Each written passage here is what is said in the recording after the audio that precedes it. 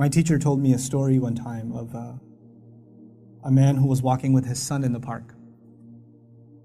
And they're walking together, and his son looked at a crow in a tree. And he said, "Baba, what's that?" It's like a 2-year-old kid. Baba said, "It's a crow." And he said, "Baba, what's that?" And he said, "It's a crow." "Oh, okay." "Baba, what's that?" "It's a crow." "Oh, a crow. What's that?" "It's a crow." It went on for 10 minutes. He asked him 30 times, he counted. Dad kept a score, and he put it in his little journal. "My son, today we were walking in the park, asked me about a crow 30 times. It was the cutest thing in the world."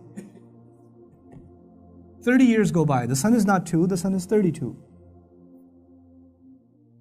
Father calls him, "Son, can I come over?" "Dad, it's not a good time right now." "Son, just bear with me. I just need like 10, 15 minutes. That's all I need. Just go for a drive. I need to talk to you about something." Whatever. You know what? Okay, fine.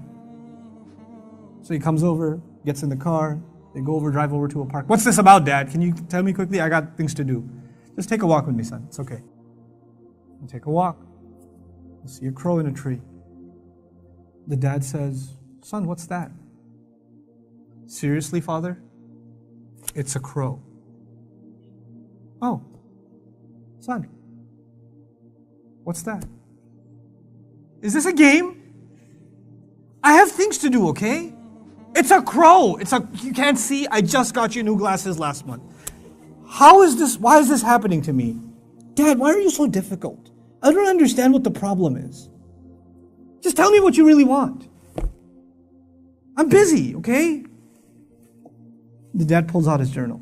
He says, "Son, this is something that happened 30 years ago. We were walking down this park. You saw a crow. And you asked me 30 times. And I gave you a smile every time.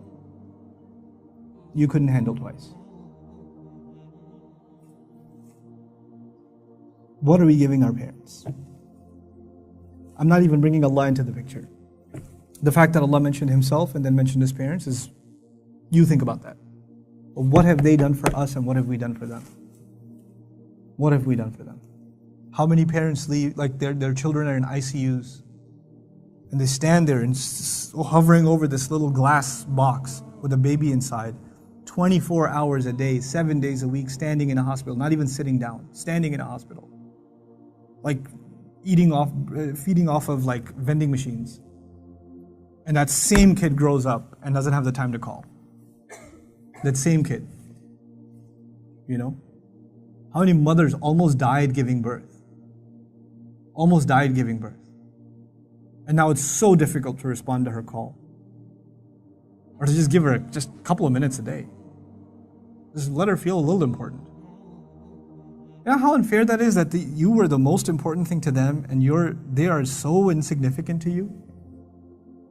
How unfair that is? You know?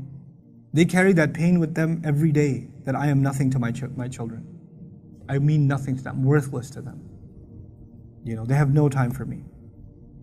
When something is worth something to you, it gets your time. Most of you at this age, you want to just get away from your parents. You just want to be with your friends. You want to be on your own. You just don't want to be with your parents. You know? That's, you develop this crooked habit now and it will only get worse over time. Our parents have very, very, very strong emotions. They're very protective of us. For them, you won't know this until you become a parent. For them, it doesn't matter when you turn 60, you're still their baby. They still remember changing your diaper. They still remember feeding you milk. They still remember burping you and cleaning up after you peed in the back seat. They still remember that. You don't remember that, they remember that.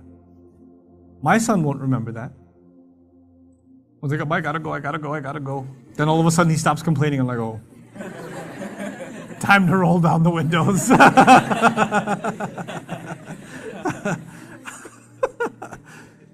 You know. Then he starts talking about what toy are we gonna get for Eid. I'm like, oh, okay. This has not been a good day for the car. But when he's graduating college and when one day he's getting married and one day he has his own, he's not going to remember that. But guess who'll never forget? I'll never forget.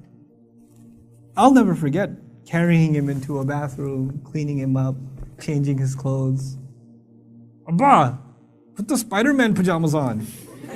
He won't remember any of that. I will. And that same kid, when he's talking back to me one day, when he's telling me, Dad, I just don't understand you, okay? I don't have time right now. When he does, it's gonna hurt, man. It's gonna hurt. That's what you do to your parents. That's what I do to my parents. They were our life. They gave up their life for us. Our parents gave up careers for us. Our parents gave up vacations for us. Our parents gave up friends for us. You know that? I know that now. I didn't know that then. They had their entire life planned until you came along. And then you became their plan. You became everything. And you have the nerve. One thing doesn't go your way. You hear one thing you don't want to hear. You snap back at them.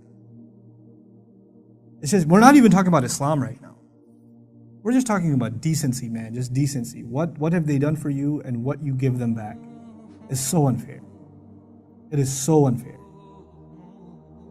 My dad's so annoying. My mom's so this. They're always mad. They're never happy. They're this, they're that. What are you? What about you?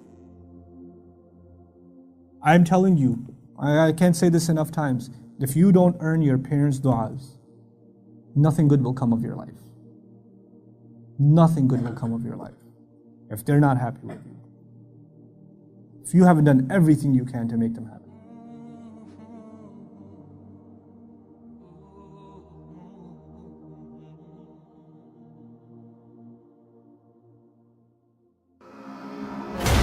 وقضى ربك ألا تعبدوا إلا إياه وبالوالدين إحسانا إما يبلغن عندك الكبر أحدهما أو كلاهما فلا تقل لهما أف ولا تنهرهما وقل لهما قولا كريما واخفض لهما جناح الذل من الرحمة وقل رب ارحمهما كما ربياني صغيرا.